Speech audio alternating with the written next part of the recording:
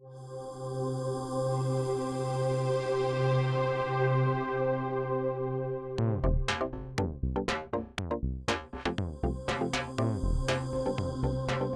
le dernier épisode, on a vu qu'avec 4 lumières, on pouvait vraiment avoir un super de bon contrôle pour faire du beau portrait.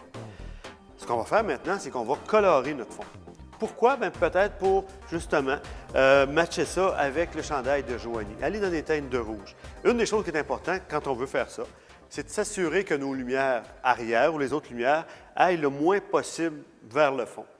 Comment j'ai installé ma lumière? Bien, mes gélatines, tout simplement ici, avec une petite pince double qui va bien, donc de façon à garder une certaine distance entre ma source de lumière et mon fond.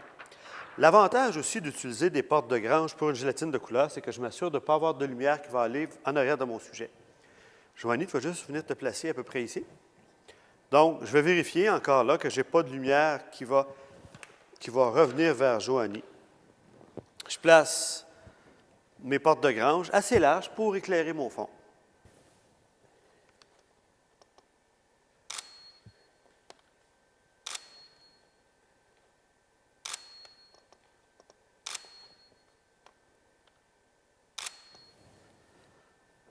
On voit ici que c'est intéressant d'avoir juste coloré un petit peu la brique. À faire attention. Vous voyez, dans un cas comme ici, le problème qu'on a, c'est que vu que la lumière est directement en arrière de Joanie, on peut facilement avoir notre gélatine au niveau dans la photo. Donc, j'ai été obligé de prendre plus un buste qu'un plan complet. Si je voulais avoir plus un plein pied, il faudrait que je mette ma lumière plus de côté.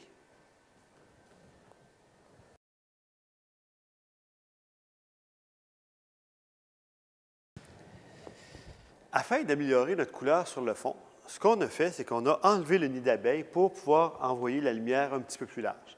Autre chose, on a tourné les boîtes de diffusion de façon à ce qu'il y ait moins de lumière cale sur le fond. Et même la lumière principale aussi, on l'a juste tournée un petit peu.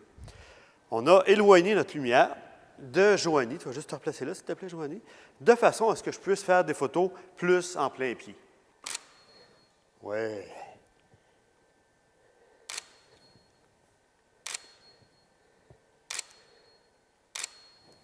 Super. Ce qu'il faut regarder aussi lorsqu'on joue avec des gélatines de couleur et que notre fond n'est pas complètement éclairé, il faut faire attention à l'angle de prise de vue de façon à ne pas déborder trop de la zone de lumière et de couleur. Maintenant, on a 2 modèles. Ce qui est intéressant, j'ai à peine modifié ma lumière. Je l'ai modifiée de façon à ce que mes 2 grandes sources de lumière soient comme des lumières principales. Celle-ci, qui éclaire Joanie, et celle-là va éclairer Sarah. Donc, un éclairage assez égal et ma lumière arrière, donc colorée pour faire revenir les 2 tons. Maintenant, on va demander à Marie-Ève de venir s'insérer entre les 2. Là, c'est vraiment dans le centre. OK. Vous allez vous rapprocher un tout petit peu.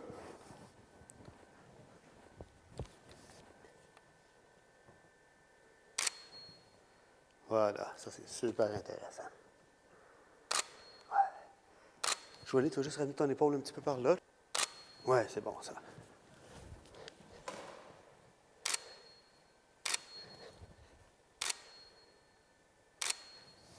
Et voilà.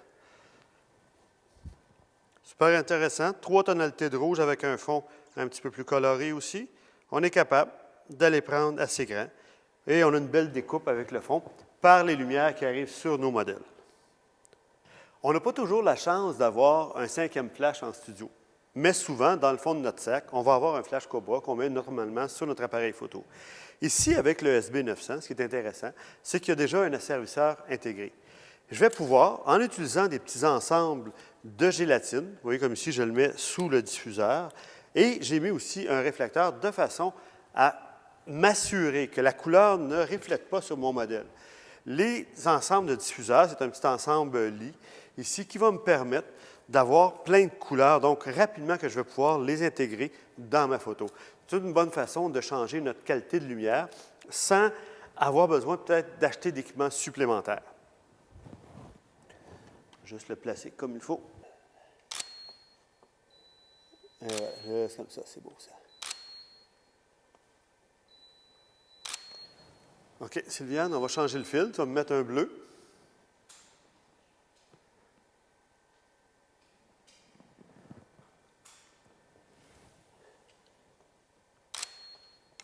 Wow.